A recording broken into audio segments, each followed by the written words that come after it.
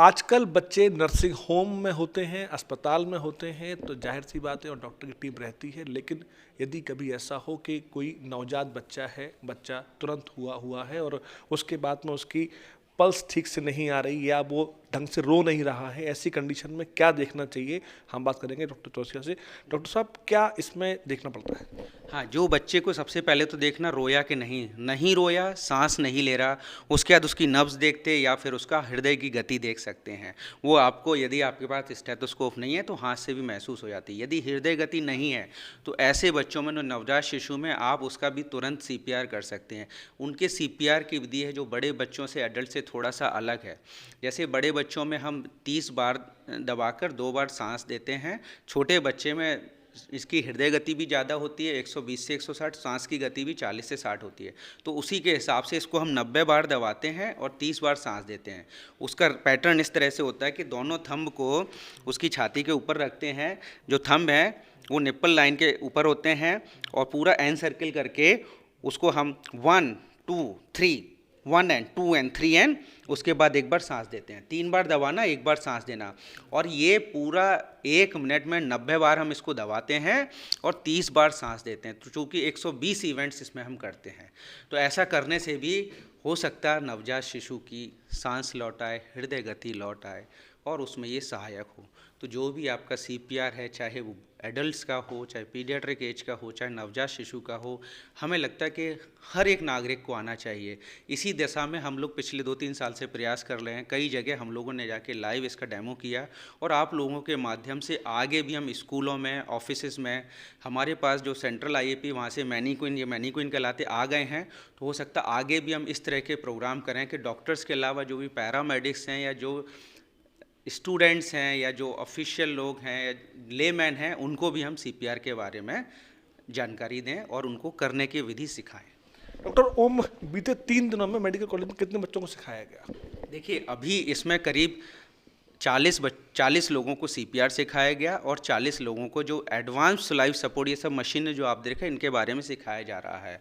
अब ये 40 लोग जाके देखिए, हर लोग ये पीडियाट्रिशियंस हैं, गायनिकोलॉजिस्ट हैं, झांसी के, ग्वालियर के, भोपाल के, फरीदाबाद से, नोएडा से, सभी जगह से आए। ये अपने अपने जगह जाकर ये सब अब इस नॉलेज को सब जगह फैलाएंगे और सबको सीपीआर सिखाने के कैसे किया जाता है उसके तरीके सब सिखाएंगे। झांसी मेडिकल कॉलेज में बहुत अच्छी सुविधा है, फैसिलिटी है और यहाँ पर आकर बेहतर इलाज मिलता है। तो प्राइवेट नर्सिंग होम की तुलना में मेडिकल कॉलेज हर हाल में बेहतर है। हमारी 3 दिन की ट्रेनिंग है और इसमें मुख्य रूप से जो शिशु रोग विभाग में जो छात्र हैं, जो पीजी कर रहे हैं, और कुछ अन्य विभागों के भी हैं, जैसे कुछ गायनी स्त्री रोग विभाग के भी हैं, तो उनको हम बताते हैं कि इमरजेंसी में बच्चों के जीवन रक्षा के लिए तुरंत क्या किया जा सकता है। जैसे एक हमारा है कार्डियोपल्मोनरी रिससिटेशन।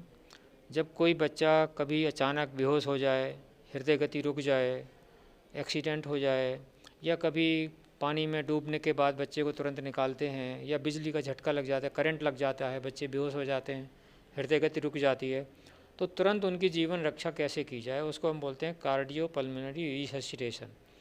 तो 1 दिन का ट्रेनिंग हमारा इसी के ऊपर था, जो हम चाहते हैं कि सब लोगों को वो ट्रेनिंग हो, सब लोगों को वो जानकारी हो, क्योंकि इमरजेंसी जब ऐसी आती है तो उस समय वो बच्चा चिकित्सालय से दूर होता है, पब्लिक प्लेस पे होता है, और एम्बुलेंस से अगर ले जाएं तो बहुत मूल्यवान समय चला जाता है।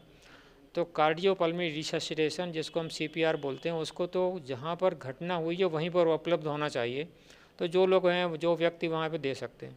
इसके बाद हमारा 2 दिन का जो ट्रेनिंग होती है वो विशेष रूप से जो हॉस्पिटल में बच्चे आते हैं, सीरियस होते हैं, इमरजेंसी में आते हैं, उनको तुरंत जीवन रक्षा के लिए तुरंत उनका उपचार कैसे शुरू किया जाए।